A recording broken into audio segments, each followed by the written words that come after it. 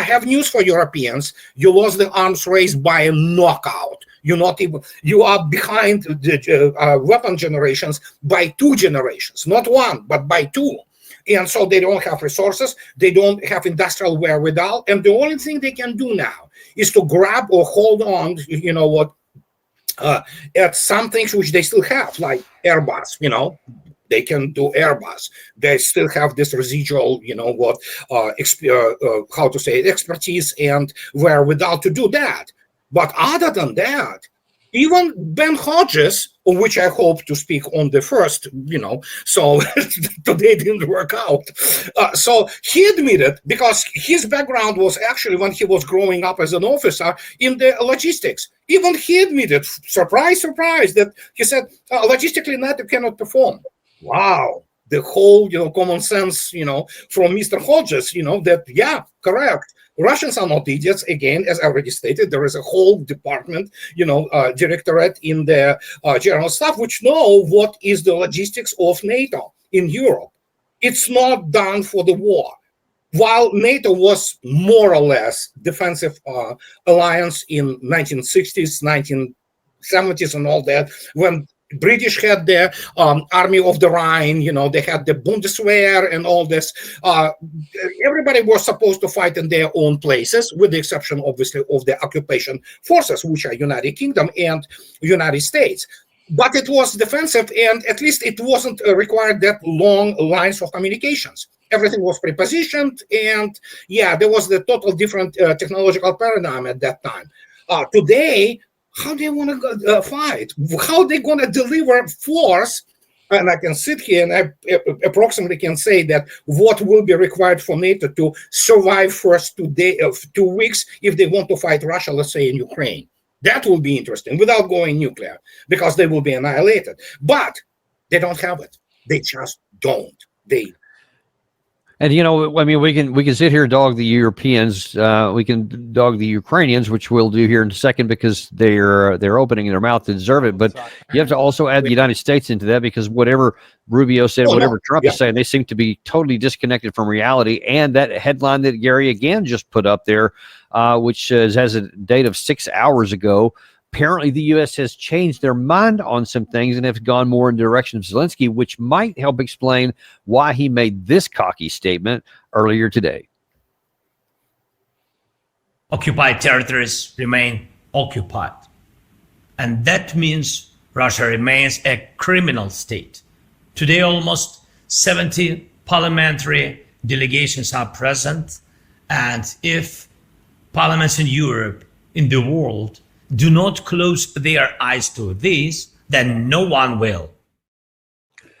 So there you have it. Russia's a criminal state, and now he thinks he's got power in numbers. There's 17 parliaments of different countries around. How does that work out in terms of combat power, though? I wonder if you could help us out with that. Good Lord. Can you imagine me explaining to Tom Cotton what real combined arms warfare is? So it's like, it doesn't matter. Again, United States have been thoroughly demilitarized. Unless United States wants to start delivering the remnants from the first line combat units, which are obviously 4th Armored Division, the elements of other armor force in the United States, and they want to give up the rest of it, sure, it doesn't matter. It will go in and it will be annihilated. Even Rubio stated it. And let me quote him from a week ago. Marco Rubio, no less. He says, doesn't matter what we put, give to Ukraine. The moment they install it, within a week, it's annihilated. That's Rubio. I cannot believe he came up with the proper assessment of the strategic situation. So, and in this case, yes, you're absolutely correct that the United States is the main driving force behind it. But now the situation diverged a little bit. And this is the critical point. Well, obviously, Trump has no principles except for being, parading himself as the greatest thing ever in the universe. But even he understood essentially that you need to extricate the United States from that, as I already stated, because if you want to stay great power, you have to do this now, to recoup, to try to do something domestically which can help. But Europe is the sacrificial lamb. Europe will be eaten. Apart from the Chinese also have plans for Europe, by the way. And so when you look at this, yeah, the United States can do whatever it wants. Conventionally, it cannot fight the war. And it has been thoroughly demilitarized, and it also have been thoroughly, well, paraded, manifested in terms of the technological paradigm and operational planning and art, that it's not on the par anymore, if it ever was. And so no matter what they do, it is internal West's affair. However, United States will shuffle with, with Europeans doesn't really matter for Russians, because, as I already stated, even Wall Street Journal admits that, yeah, it's the December 2021 statement by the Russian Foreign Ministry. That's the famous, letter, peremptory as they were, which was designed not to be fulfilled. Oh, well, maybe, but primarily it was to state the clear position on what was coming in February. That's it. Here are the root causes, address them, and there will be no war. Nobody addressed them. So, as you know, that, oh, good Lord, not this moron, good Lord. So, yeah, and so in the end, what can I say? It's a situation which is dead end for combined West. It's over. And, one of the things, and again, Gary's just on fire today. One of the things that really irks me, and this is just one of many from the West, and this is John Bolton here. The question for the West is, are we going to force an invaded country to accept an unacceptable peace? That implies that there is a belief, and you see it's across the United States and Europe, and certainly in the Ukraine, that there is a belief that there's a choice that can be made, as if, well, we don't want to force this peace on the Ukraine, so instead what we'll do is what? I mean, militarily, what can anyone do? There is no Andrei, I'm telling you, this is one of the really alarming things for all of our audience here.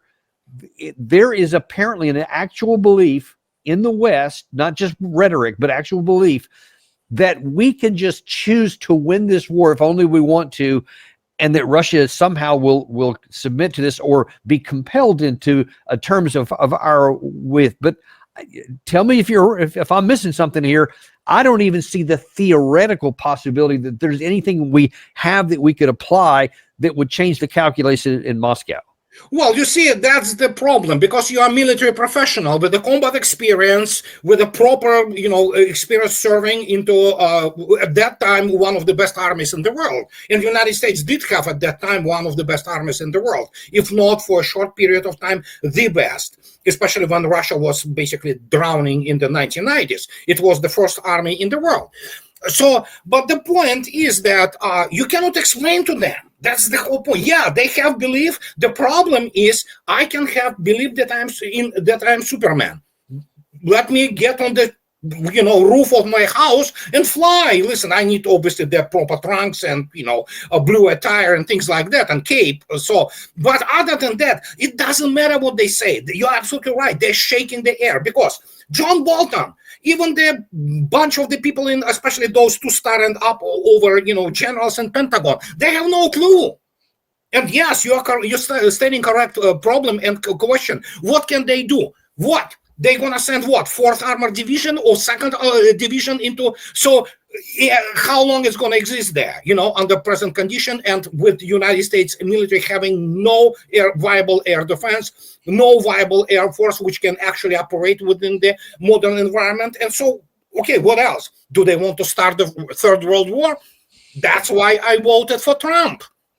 Because I knew if we vote for this, cackling idiot Kamala and the criminal gang by Biden, the corpse of Biden, rather, so there was a good chance that it would come down to nuclear exchange, because those lawyers, those morons like Sullivan or Blinken, people with zero understanding of military realities and industrial realities, they were so desperate already then that they could have driven the world actually to the brink of the nuclear exchange.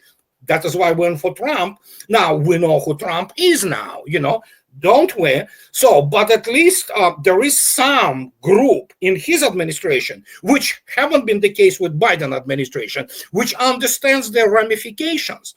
And those people want to leave because they understand that once it flies, they are relatives, their sons, daughters, wives, mothers, fathers will be gone. And then after that is all over, there is another thing which I do not even want to go there into the nuclear issue here. But that's it. And so Mr. Bolton, who won't understand the first thing about anything modern warfare related, he has no toolkit.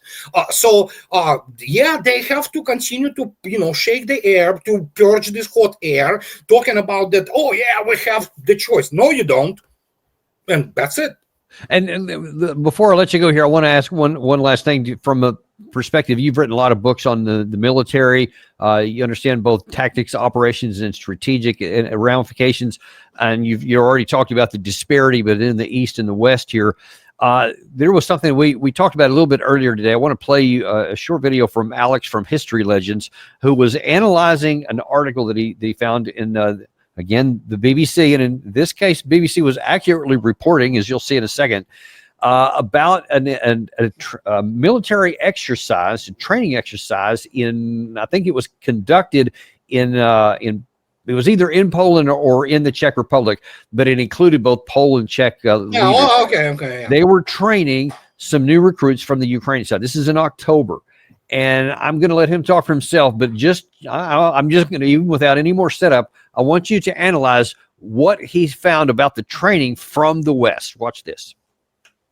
They were surprised by scenarios where an APC crosses a river. They told instructors directly that any equipment will be destroyed by drones before it even approaches the shore. Then came the Czechs. During one of those exercises, Czech paratroopers had to storm Ukrainian positions. So you have Czech troops playing Team Red. They were commanded by an instructor called Jakub, a veteran from Afghanistan, while the Ukrainian Team Blue was preparing for the defense. The exercise starts. Czech troops leave the assembly area. I believe they formed attack columns and then advanced towards Ukrainian positions. Meanwhile, the Ukrainians simply launched their Mavic drones. Then the article says that after the first attempt, instructor Jakub stopped the scenario and asked, "Can we take out the Mavics?" Ukrainian Commander 18 asked why. The Czech Commander Jakub replied, "You find us too fast with your Mavics, and we can't get to you. You detect us on the approach to your positions."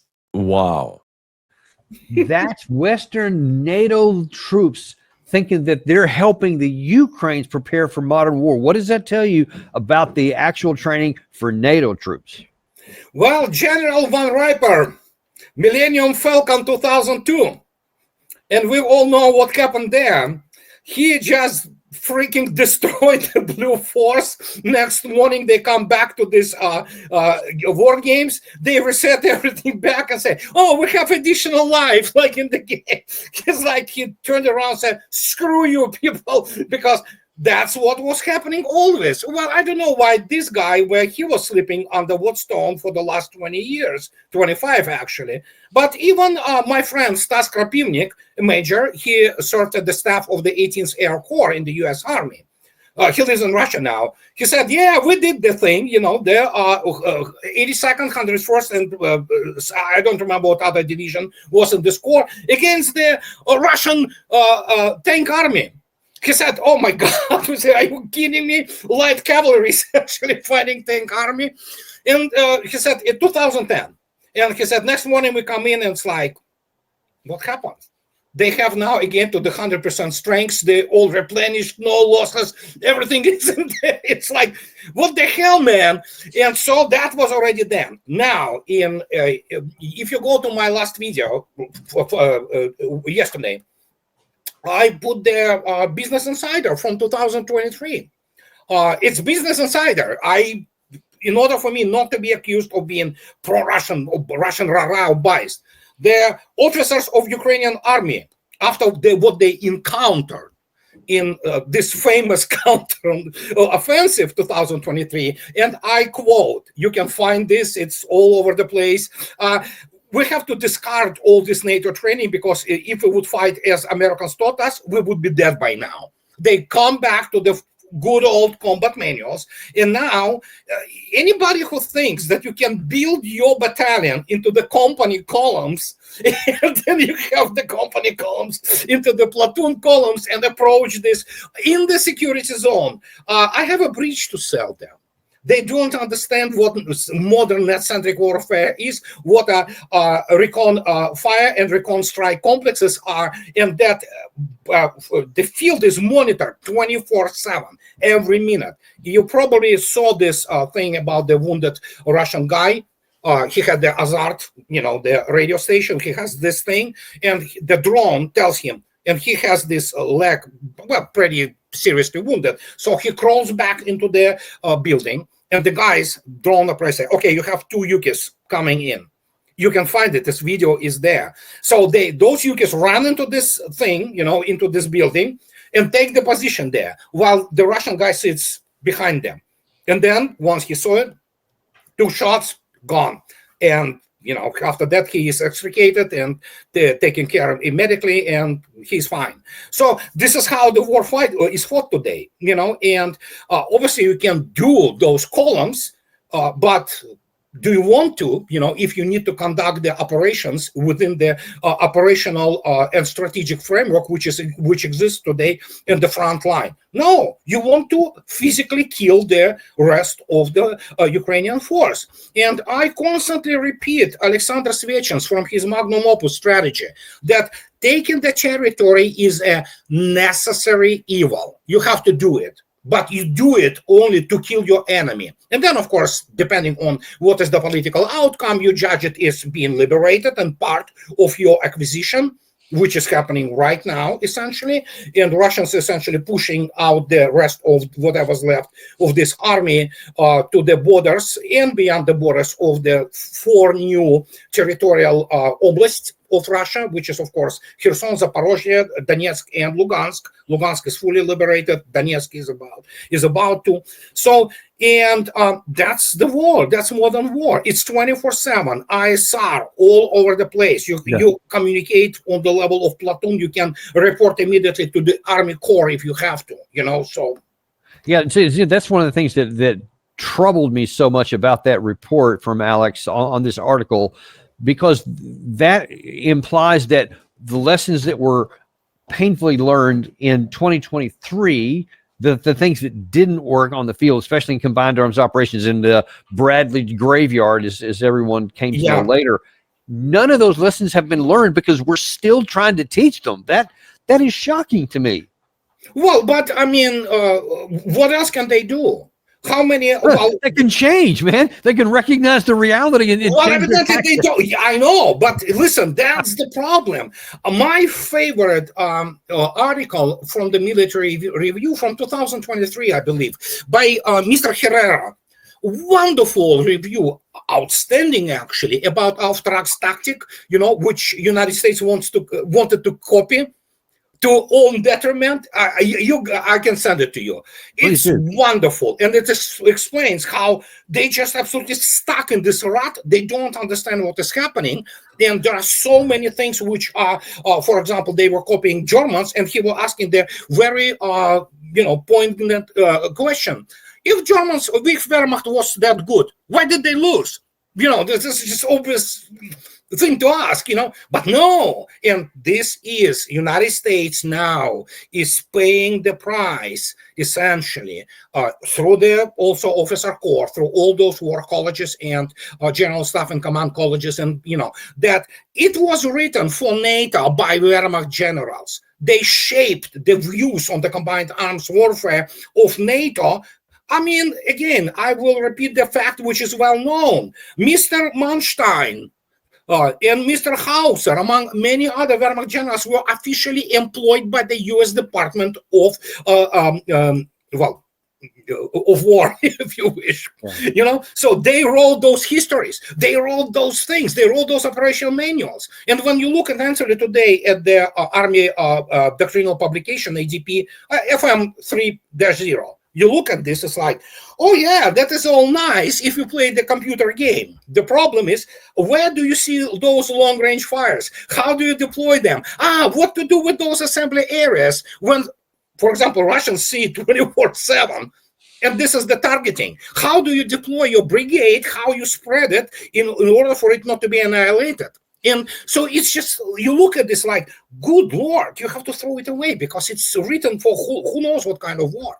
And the question was not that to improve the U.S. Army. I mean, the U.S. Army had nobody denies the glory and heroism of American soldier during World War II, especially, so nobody says it. But they didn't study Soviet army. They didn't study Red Army properly.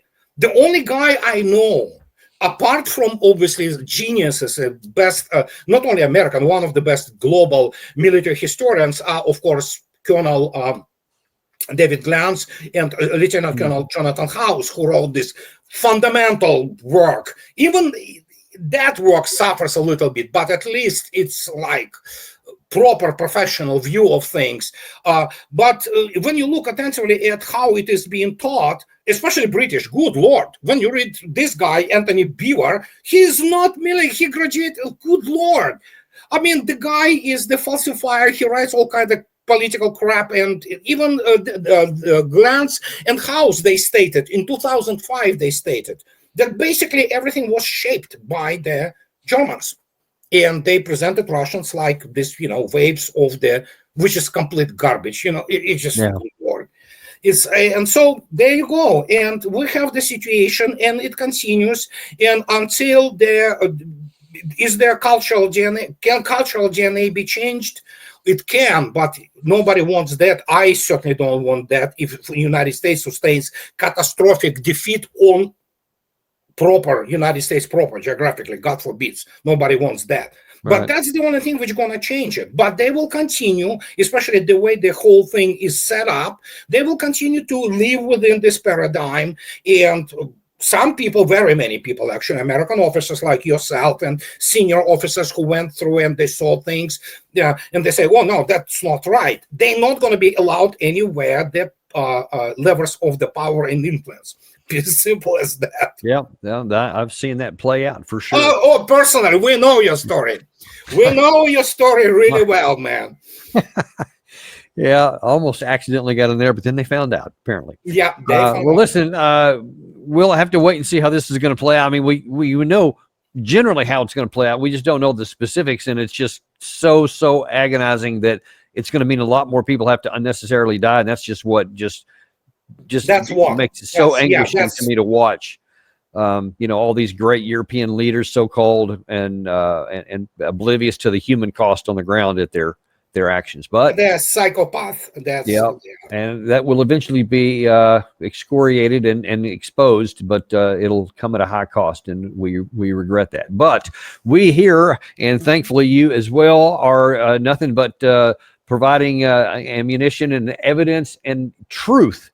Because we're unintimidated and uncompromised, and that's one of the reasons we love having you on the show, and because you have good videos on Smoothie X12, and we recognize and ask people to go there and get more, so you don't have to wait, because you got some good videos that are already out there that are recent. So we recommend people go and see that. But in any case, thank you so much for coming on today. My pleasure. Anytime, guys.